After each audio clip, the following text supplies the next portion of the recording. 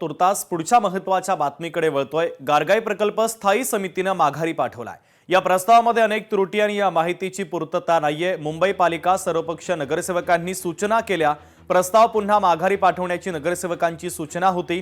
अंदाजित रकमेपेक्षा 11% जास्तीचा हा प्रस्ताव होता असं नगरसेवकांचं म्हणणं आहे। महानगरपालिकेच्या लोकांना जाब विचारत आहे, पण हाच प्रश्न महत्त्वाचा आहे की गारगाई धरण हे जे आम्ही आज रिफर बॅक केलेलं आहे, हा विषय आपल्या माध्यमातून जनतेसमोर येणं गरजेचं आहे। हा विषय आम्ही देखील अनेकदा विषय घेतलेला आहे, हाऊसमध्ये देखील इकडच्या विधानसभेत चर्चा झालेली आहे। प्रश्न उपस्थित हाच होतो की मुंबईला पाणी हवंय की नकोय। पाणी सर्वांनाच हवंय, पाणी आपल्याला सर्वांना हवंय, मुंबईसाठी पाणी हवंय। कदाचित आपल्याला माहिती असेल की 2002-2007च्या देखील आमच्या वचननाम्यात गारगाई धरण, गारगाई पिंजाळ धरण हे होतं। गारगाई धरण बांधायला आत्ताच साधारणपणे 5 ते 5.5 हजार कोटी दाखवत आहेत। ह्याचं एस्केलेशन तर 100% होणार। परत इराण युद्ध जे होत आहे त्याचा जो इम्पॅक्ट आहे तो स्टील, सिमेंट या सगळ्यावर होणार आहे। माजी सैनिक आणि भूमिहीनांच्या जमिनी आता वर्ग 1 होणार आहे। महसूल मंत्री चंद्रशेखर बावनकुळे यांनी विधानसभेत घोषणा केली। 31 मार्च पर्यंत अंतिम धोरण जाहीर केलं जाईल अशी माहिती सुद्धा त्यांनी दिली आहे। धुळे शहरामध्ये उन्हाची तीव्रता दिवसेंदिवस वाढत चालली आहे। आज कमाल तापमानाची नोंद 38 अंश सेल्सिअस इतकी झाली, तर गेल्या 2 दिवसापासून तापमान 38 अंशांपार गेल्यानं नागरिक उकाड्यानं हैराण झाले।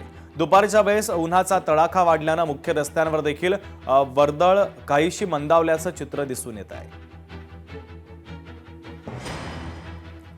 पुढील 2 दिवस उन्हाचा कडका आहे, तर विदर्भासह महाराष्ट्रातील काही जिल्ह्यांमध्ये तापमान 40 अंशांपार पोहोचण्याची शक्यता आहे। 13 ते 15 मार्चच्या दरम्यान मराठवाडा, मध्य महाराष्ट्र आणि विदर्भामध्ये अवकाळी पावसाची शक्यता आहे। विदर्भासाठी पावसाचा येलो अलर्ट जारी करण्यात आला आहे। हवामान विभागानं या संदर्भात शक्यता वर्तवली असून फळबागांचं आणि उन्हाळी पिकांचं नुकसान होण्याची शक्यता आहे।